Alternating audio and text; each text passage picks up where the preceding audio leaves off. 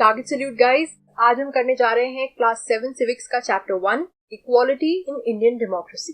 बहुत ही easy chapter है, बिल्कुल टेंशन मत लीजिए, हम इसको फटाफट कंप्लीट कर लेंगे। ठीक है, तो स्टार्ट करते हैं ये समझते हुए कि इस चैप्टर में हम पढ़ने क्या वाले हैं। इस चैप्टर में हम ये समझेंगे कि इक्वालिटी का क्या रोल होता है एक डेमोक्रेसी में। आपको ये बात मालूम ही होगी कि जो कॉन्स्टिट्यूशन ऑफ इंडिया है वो हर सिटीजन को इक्वालिटी गारंटी करता है। तो हम इससे रिलेटेड बातें समझेंगे और ये जानेंगे कि इक्वालिटी की जरूरत ही क्यों, और प्लस इक्वालिटी की ये जो इम्पोर्टेंस है, क्या ये सिर्फ हमारी कंट्री में है या फिर दूसरी कंट्रीज में भी इक्वालिटी को इतनी इम्पोर्टेंस दी जाती है और वहाँ क्या प्रॉब्लम्स हो रही हैं इससे रिलेटेड। ठीक है, तो बहुत ही सिंपल चैप्टर है जैसा मैंने कहा, और इसके काफी कॉन्सेप्ट्स आपको ऑलरेडी मालूम भी होंगे। क्यों? क्योंकि हमने क्लास 6 में एक चैप्टर पढ़ा था, आपको याद होगा, की elements of a democratic government. ठीक है, याद आया? उसमें हमने पढ़ा था कि एक डेमोक्रेटिक गवर्नमेंट की जो की एलिमेंट्स होते हैं वो कौन से हैं। Peoples participation, resolution of conflict और इक्वालिटी एंड जस्टिस। कुछ याद आया कि सब गायब? एग्जाम देते ही सब दिमाग से निकल गया? नहीं भी याद आया तो आपका रिवीजन हो गया। आपको मालूम है कि इंडिया एक डेमोक्रेसी है और एक डेमोक्रेसी के जो की एलिमेंट्स होते हैं वो ये 4 होते हैं। ठीक है ना? तो जैसा कि आपको दिख रहा है, इक्वालिटी जो है वो एक की फीचर है डेमोक्रेसी का, और ये उसकी फंक्शनिंग को बहुत तरह से इन्फ्लुएंस करता है। ये वर्ड इक्वालिटी हमने कई बार सुन लिया, लेकिन अभी तक हमको ये क्लियर नहीं हुआ कि ये क्या होता है, इसकी जरूरत क्यों है, व्हाई इज इट इम्पोर्टेंट, और सोसाइटी में ये कैसा रोल प्ले करता है। तो आपकी बुक में इसको इंटरेस्टिंग बनाने के लिए कुछ शॉर्ट स्टोरीज यूज करी गई हैं, वो आप अपने टाइम में आराम से पढ़ सकते हो। उससे आपको ये कॉन्सेप्ट और अच्छे से समझ में आ जाएंगे। हम वो की पॉइंट्स कवर करेंगे जो एग्जाम में पूछे जाते हैं। तो उसके लिए मैं आपको छोटा सा जिस्ट समझा देती हूँ स्टोरी का। बाकी कॉमिक्स फॉर्म में दिया है, आप खुद भी पढ़ोगे, आपको मजा आएगा। ठीक है, एक लेडी है कांता, वो एक डोमेस्टिक हेल्प की तरह काम करती है। मतलब जो हमारे घर में मेड्स आती हैं, जो काम करने वाली लेडीज आती हैं, वो काम करती हैं कुछ लोगों के घरों में। और जो दिन दिखा रहे हैं ये लोग, वो वोटिंग का दिन है, जिस दिन सब लोग इक्वली लाइन में लगे हुए हैं वोट कास्ट करने के लिए। तो कौन कितना रिच है, कितना पुअर है, उसका क्या स्टेटस है सोसाइटी में, इससे कोई फर्क नहीं पड़ता।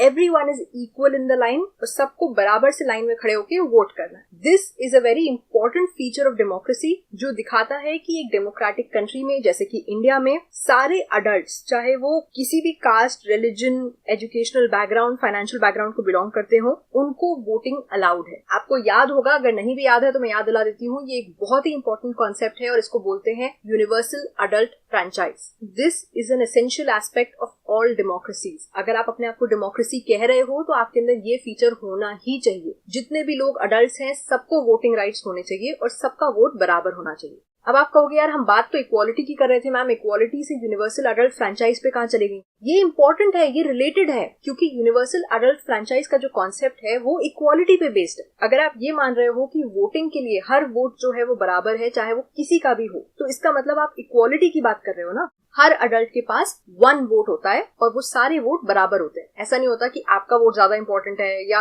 मेरा वोट ज्यादा इंपॉर्टेंट है, ऐसा कुछ नहीं होता। तो ऐसा यहाँ पे दिखाया है कि वहां पे जब वोट करने गए थे तो कांता जो है, जो डोमेस्टिक हेल्प की तरह काम करती हैं, वो बहुत एक्साइटेड है वोट करने के लिए।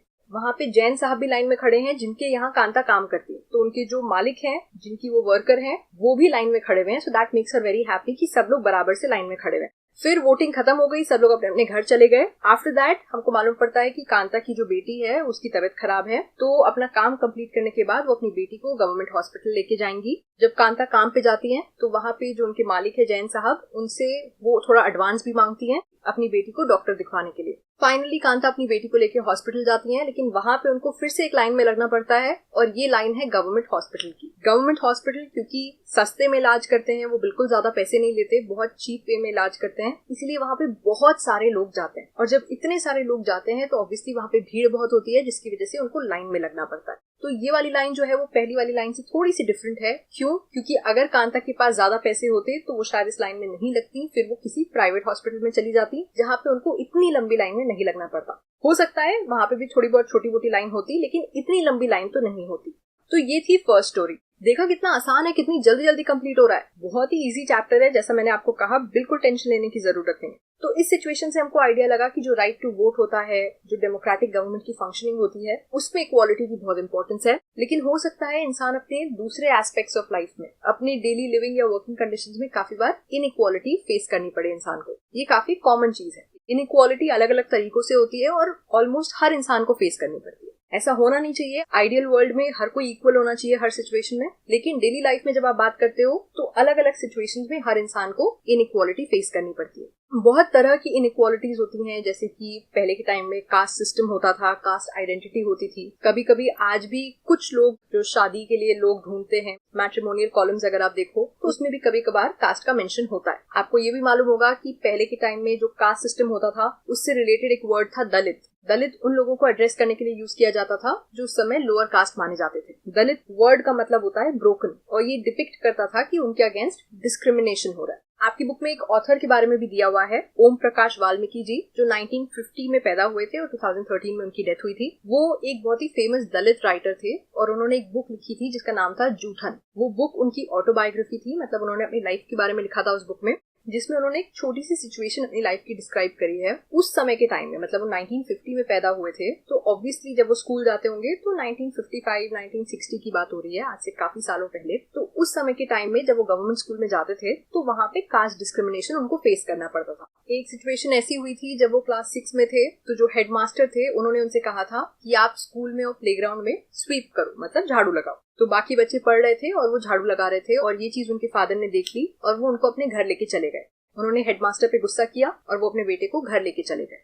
तो ये एक फॉर्म ऑफ इनइक्वालिटी थी। इसी तरह से एक दूसरी स्टोरी भी दी हुई है मिस्टर एंड मिसेस अंसारी की। ये लोग एक बड़ी सिटी में मूव करते हैं और वहां पे एक अपार्टमेंट ढूंढ रहे थे रेंट के लिए। उन्होंने एक प्रॉपर्टी डीलर से भी बात करी और कुछ अपार्टमेंट्स देखे। एक दो अपार्टमेंट्स उनको पसंद भी आ गए, लेकिन वहां के लैंडलॉर्ड्स ने मना कर दिया अपार्टमेंट देने से। प्रॉपर्टी डीलर ने मिस्टर एंड मिसेस अंसारी को ये सजेशन भी दिया कि आप अपना नाम चेंज कर लो और मिस्टर एंड मिसेस कुमार के नाम से बात करो, तो शायद चांसेस बढ़ जाएं कि आपको अपार्टमेंट मिल जाए। लेकिन अंसारी जो थे वो ऐसा नहीं करना चाह रहे थे। वो अपार्टमेंट ढूंढते रहे और फाइनली 1 महीने के बाद उनको अपार्टमेंट मिल गया। तो अभी तक हमने जितनी भी सिचुएशंस देखी, कांता वाली और वो स्कूल वाली, जितनी भी हमने सिचुएशंस देखी, उसमें आपको आइडिया लग रहा है कि different people have to face inequality at different points of their life. हर इंसान को कभी न कभी इनइक्वालिटी का सामना करना पड़ता है। ये अच्छी चीज नहीं है, आइडियल चीज नहीं है, और इसीलिए हम ये चैप्टर पढ़ रहे हैं। Caste, religion, class background, male या फीमेल, इस तरह के बहुत सारे फैक्टर्स और क्राइटेरिया होते हैं जिसके बेसिस पे डिस्क्रिमिनेशन होते हैं, जिसकी वजह से लोगों को अनइक्वली ट्रीट किया जा सकता है। लेकिन इन सब से एक और इम्पोर्टेंट बात निकल के आती है कि जब आप किसी इंसान को अनइक्वली ट्रीट करते हो तो उसकी डिग्निटी हर्ट होती है। डिग्निटी का मतलब क्या है? कोई भी इंसान जब अपने आप को और दूसरों को वर्दी ऑफ रिस्पेक्ट समझता है, मतलब इस लायक समझता है कि हाँ उसको रिस्पेक्ट देनी चाहिए, उस चीज को कहा जाता है डिग्निटी। जैसे आपकी बुक में एक बहुत अच्छा एग्जाम्पल दिया हुआ है एक मूवी का। मूवी के एग्जाम्पल से शायद आप बेटर समझ पाओ इस कॉन्सेप्ट को। 1975 में एक फिल्म आई थी जिसका नाम था दीवार। काफी फेमस फिल्म थी, अगर आपने नहीं देखा है तो अपने पेरेंट्स से पूछेगा, उन्होंने जरूर देखी होगी। तो दीवार फिल्म में एक छोटा लड़का है जो जूते पॉलिश करके पैसे कमाता है, ठीक है। He works as a shoe shine. तो जो पिक्चर के विलन थे वो जब अपने जूते चमकवाने आए तो उसके बाद उन्होंने कॉइन फेंक के उसको पैसे दिए। तो उस बच्चे ने मना कर दिया कि मैं फेंके हुए कॉइन्स नहीं उठाऊंगा। उसने कहा कि मैं जो काम कर रहा हूँ वो इज्जत वाला काम है, मैं मेहनत से पैसे कमा रहा हूँ, there is dignity in the work I do. और इसीलिए उसने कहा कि अगर मैंने आपके जूते पॉलिश किए हैं तो आप मुझे उसके ढंग से पैसे दीजिए, पैसे फेंक के मत दीजिए। तो अब आपको डिग्निटी का कॉन्सेप्ट समझ में आया। It is related to respect.